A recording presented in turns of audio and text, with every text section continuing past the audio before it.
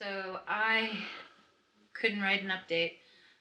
I tried for weeks, if not months, probably, trying to find the words to what has been going on that has been so it's connected to my cancer and it's connected to my personal life, and cancer is always personal, but I am getting ahead of myself. So the good news, the cancer treatments have been working. They started working, I believe, either at the end of September, we got the good news, or sometime in October. For the longest time, I've just been anxious and on edge most of the year. You're just hoping for the best because there's nothing you can do in this situation. You're completely helpless. So I'm glad I don't have that feeling right now. And I'm so glad that I have such a great relationship with my oncologist, my palliative care team, my psychiatrist, and my trauma therapist, as well as all the cancer organizations and people who are looking after me. That was my dog. Um, and even my dog. Like, she's definitely been a positive thing for this year as well. And just the people that I surround myself with are also very, very important too. I don't know where I'd be right now without John being, my caregiver. And that leads into what it is that I want to talk about here that's been a huge issue this year. Um, my family. I tend to be like, the family scapegoat, the black sheep, if you will, rebel, what have you, just different. And my life has never, amounted to anything according to them. And I'm always just trouble. Um, I can't exactly speak for my parents, but I can tell you, like, this is my side of things, how I perceive it to be.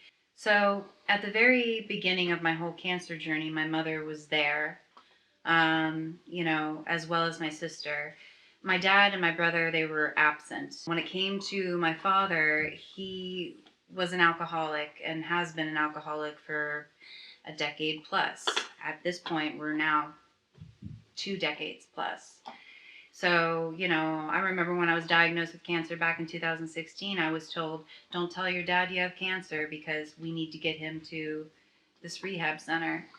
And I remember being in the hospital back in 2016, when they thought I was going to die, and he got released from rehab and he turned out drunk in the hospital. So he wasn't around. And now we're at my stage where I got diagnosed with stage 4 metastatic breast cancer after 6 years and a change of months that it just came back. I had been living with my folks at their house since 2018, and then in 2020 I tried to get out and venture on my own, but pandemic happened. So, for all intents and purposes, let's just say I had been living with my folks since late 2018, and I was in the process of moving out with my then boyfriend at the time, now fiance, John Woolscroft, and my whole cancer diagnosis put a wrench in everything. And my mom, with my dad's support, was just like, you don't have to worry about, money, and you are here for as long as you want. That was the wording that she put it. But yeah, long story long, it's been really difficult to process that and process everything else that comes with that, like the pain I've been feeling and the side effects from the drugs. But one of the things that I had to deal with was that I couldn't work. I couldn't run. I couldn't do the things that took up so much of my identity. And I did have a little bit of a reprieve this year thanks to my mom, my Aunt Donna, even my dad. For the first time, he was present. He had every reason to be sober, for my cancer diagnosis, but also because my sister was going to have a baby. He was going to become a grandparent. And then after the baby was born, at the end of March, I remember my sister telling me soon after Dad came in there to visit the baby that he started drinking again. And not soon after that, sometime in May, my mother told me, we can't keep giving you money, Christine, because your dad is now being forced retired because of his drinking situation. So they basically fired him, but they forced retired him.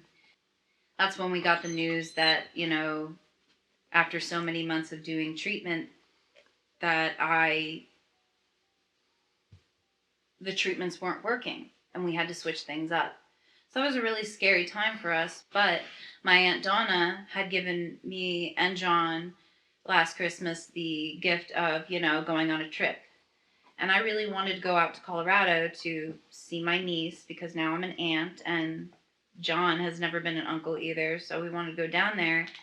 And in addition to doing that, since the Stanley Hotel, made famous by Stephen King in the movie The Shining, was just a little bit of a drive from where my sister lived, we were going to go and do that. What so happens in my family is when something good happens or when something is, given to us as like a reward or a gift, what have you, it gets used against us. And soon after the vacation, I told my mom, hey, can I have $200, for, gas, food, and otherwise? And she's like, well, you have $700. And I'm like, well, no, I don't. She's like, well, your Aunt Donna gave you $700. And I said, well, that was used for vacation. And immediately my mother was just like, why would you spend $700 on this vacation when you guys don't have money? And I tried to explain it to her. Well, she gave it to us to use on vacation, and we used it on vacation. And she couldn't flabbergast this. And anytime I would ask her for money from then on, she was accusing me of what I was spending my money on after prolonging it for so long to sign up for Social Security disability. And that was a huge, huge step for me because of what that meant. I would no longer work the jobs that, I enjoyed working, that became a part of my identity. Change and dealing with that. But even so, I still had to wait for that. And I wasn't working. I had no money. And I think my dog will make appearance here. So I needed to, she still needed to help me in that regard until Social Security disability came in. But I don't think she understood, how difficult it became of her accusing me of what I was spending money on. So I made a point of making, detailed lists of what it was I was spending money on. And I had done it for a 7 weeks, detailed lists, and I left them in envelopes on her desk. And I come to find she's not opening up any of these envelopes. She's not looking at the detailed things that I'm spending money on. And it's like, I don't even know what that means. Ridiculous and unnecessary things. I don't know what she thinks I'm spending it on. I don't know. I'm a bookaholic, but I'm not a shopaholic by any expense. So I don't really know what that means. And also, during my first cancer, I was with a partner who took advantage of my situation. And, so I know that PTSD for a caregiver is a thing too, but she didn't have any evidence to back up why John would be taking my money. It was just her to point the finger at saying, is this the reason why you have no money? And it just pissed me the fuck off, and it offended both me and John. But then I got the surprise of the century at the end of August because I was told, not by my parents, sorry about my dog, not by my parents, but by my brother, that they would be going to Colorado to be with my sister full time to take care of the baby because my sister really doesn't want strangers looking after her newborn. They're first time parents, and both Gail, my sister's husband's mom, is retired, as my mom's semi-retired and my dad is forced retired now, that they could take care of the baby. So, to my understanding, I thought that they were only going to be going there like half the time because of Gail, Tyler's mom. But it turned out she backed out, and then my parents decided to go there full time, completely abandoning me. My mother decided, instead of being by my side during this difficult time and less than a year into my journey, also, we haven't gotten good news that my treatments are working yet, that she was going to go be a grandma and play with the baby instead. That broke my heart. And they not only were giving me that, but they were like, you need to go live with John now because we're going to turn off the electricity and the internet and the water so we can save money here while we're in Colorado. And I'm like, I don't have a place to stay right now. Like, John's place is John's place. Like, I've lived out of a suitcase out of his place, and I'm very comfortable here, which is where I'm at right now. But, I'm basically living out of a suitcase here. But not only that, but Roxy, our dog, is here. And, we got her because she was beneficial to me. Like Sally. Like, they get me out of bed, they keep me active, all that stuff. And we all agreed that this would be happening, but not at John's place. And they were basically kicking me out of the house because they wanted to save money. But then my dad, who, again, he's an alcoholic and he has mental health problems. Like, I call him mentally ill. And he said, like, you need to get out of here too because you're bad for my health. So just sitting in that meeting with my mom, my dad, and my fiance, we couldn't get an edge word in. It was like we were being talked down to, like we were small children or teenagers. I don't know which. And this was such like a shocking moment because my mother, as a caregiver since 2016, even though we butt heads, we were so connected with this. Like, she is up to the point where I've signed off on, giving my medical details to this other woman, and she can talk to my doctors, which people don't get to do, just so she would know as my caregiver. And she wasn't backing me up, she was backing my father up. And I know the reason why, and the reason why is because they've been married for so long and all their money is together that she's going to choose the money over me. And that was very evident. And that broke my heart. So here we are in December. And the straw that broke the camel's back was after the whole money issue in the middle of the summer, where John just decided, if I needed any money, he would take it upon himself to pay it. That was also a whole, situation there, but sorry.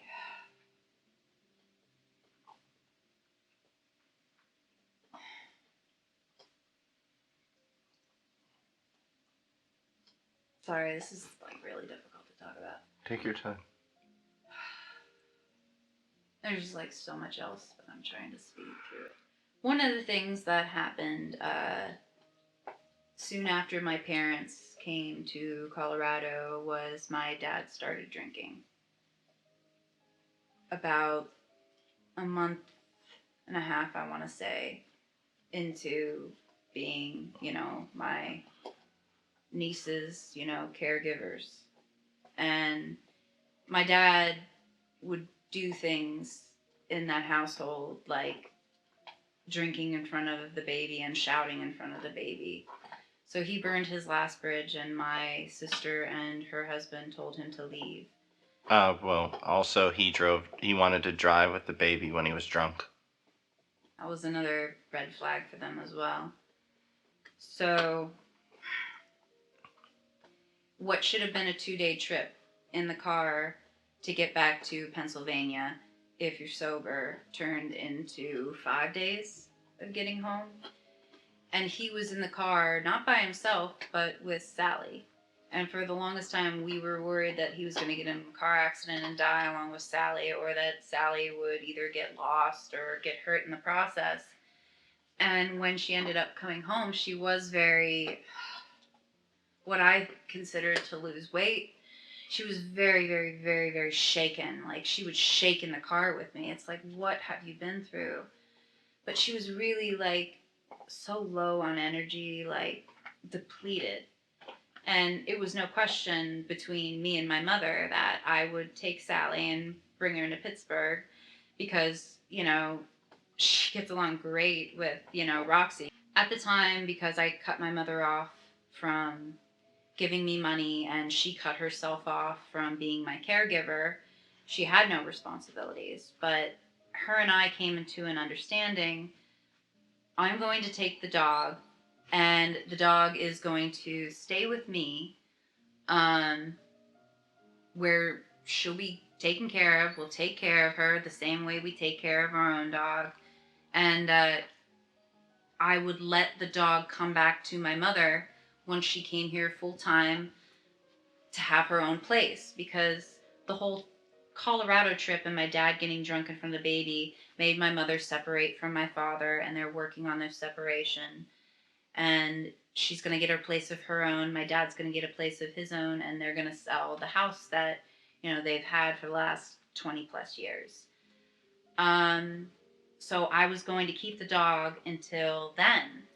And if not, I would just keep the dog myself, because I've been with the dog as long as we've had the dog, back in 2020.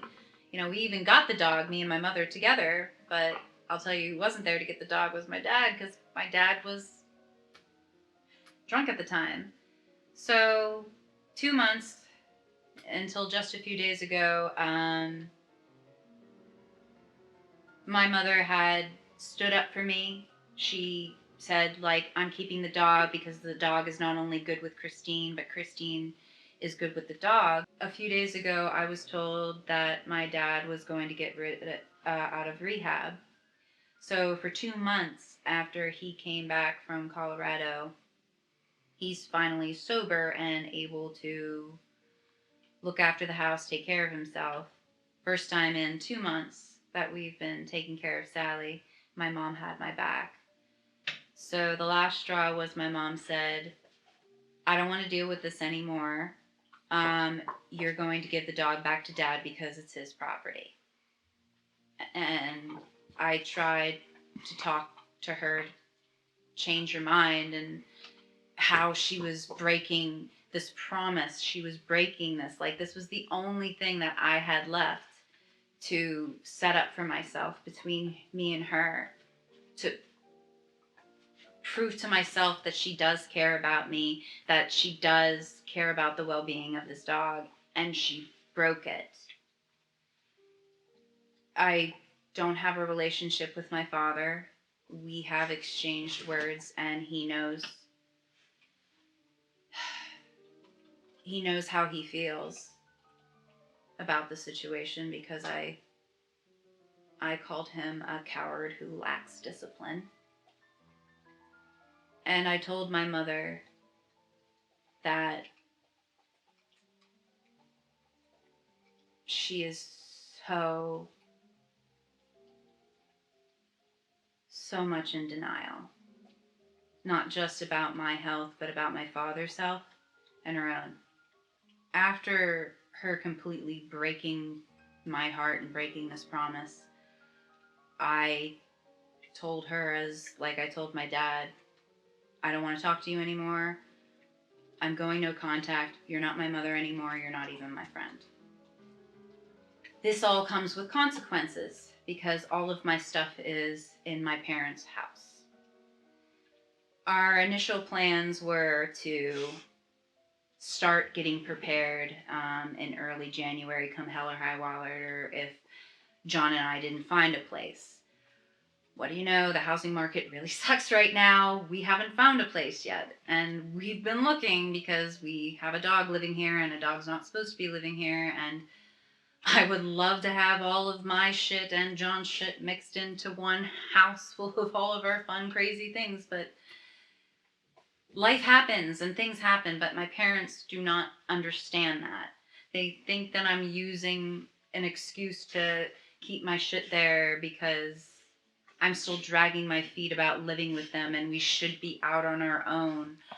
No shit, but I have fucking stage 4 cancer and John has been helping pay me and have me be okay, and he can barely afford things himself because I'm not contributing. It really didn't matter what I was doing or what was going on in my life because my mother only really cares about herself as well as my father. And, you know, my dad just wanted Sally back because he's alone now. He burned his last bridge. It doesn't matter what I'm going through.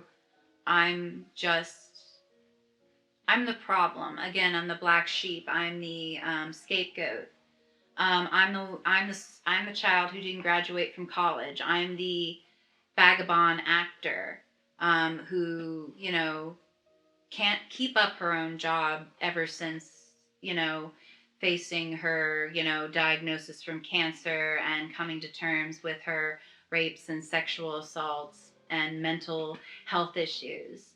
Like, even over the years, they never understood my mental health issues, despite the fact that my dad has mental health issues himself. But he never talks about it, he never acknowledges it. And that's one of the reasons why he drinks. And that's one of the reasons why he has mental health issues. He doesn't open himself up. I lived the life that I wanted to live, that made me feel happy, fulfilled. They never could accept me. They could never accept that. Long story long. Now that it's over, they're kicking me out of the house. I have to keep to my promise. They were trying to get me out of the house sooner, but thankfully, John was like, "You're not gonna fucking bully Christine. We'll start moving out soon." Over Thanksgiving weekend. Oh yeah, they tried to kick us out Thanksgiving weekend. My dad's either a secret genius or he's a complete dumbass thinking like we could get kicked out at that time.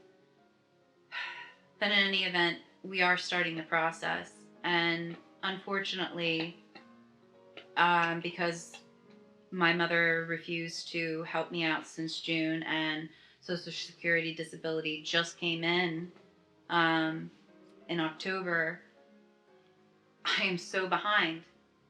And I thought I'd be able to make it work. John thought he might be able to make it work. But him and I are just so depleted.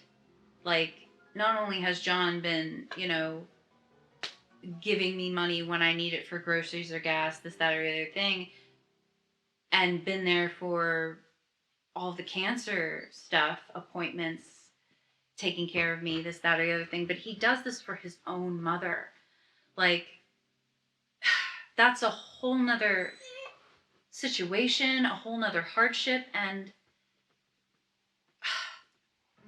like he's the real like fighter here, in my opinion. Like, he's been putting up with so much shit, like I can't believe it. And I'm so thankful he's still with baby. I'm so thankful that you're still standing with me, because I don't want to even think about where I'd be right now if I didn't have you. I need help. I need more money, more than the asking price that I currently have on Goodreads. On GoFundMe. So it's difficult to ask of this. I wish we weren't here, but I wanted to explain this all to you sooner. I couldn't have the words for it. I still don't know how long this video has gone for. Well, you also have to pay for a storage unit for a room in a house that you're not even living in, that doesn't affect your father in any way. you have to remove your things from it and pay a monthly cost in a storage unit so we can move in together, because apparently he can't have any sign of you in that house, even though you've never done anything to him. He's never been a part of your cancer journey. And apparently he doesn't want to be there for the few remaining years you have left in your life. Yeah. That. Yeah, that. It would mean the world to me if you guys can share my story, donate, continue to follow. And I want you all to know, like, it. I don't know where I'd be right now if I didn't have you guys. You guys have kept me alive. You've kept me sane. You guys have made me feel safe. That is everything to me. All of this will come to pass. But even when I'm back on my feet, I'm still going to, like, hug you guys when I see you and just shout it to the rooftops. She's so concerned right now. Everybody that matters loves you, Christine. Thank you. I will say through all of this heartache, that's the thing. Like, I gotta focus on all of the good. And you guys have been the best. And I'm gonna wrap this up so I can play with my dog. So I might edit this a little bit, what have you, but thank you guys so much. And I love you, and I'll let you know what's gonna go on again soon. So I'll see you guys later.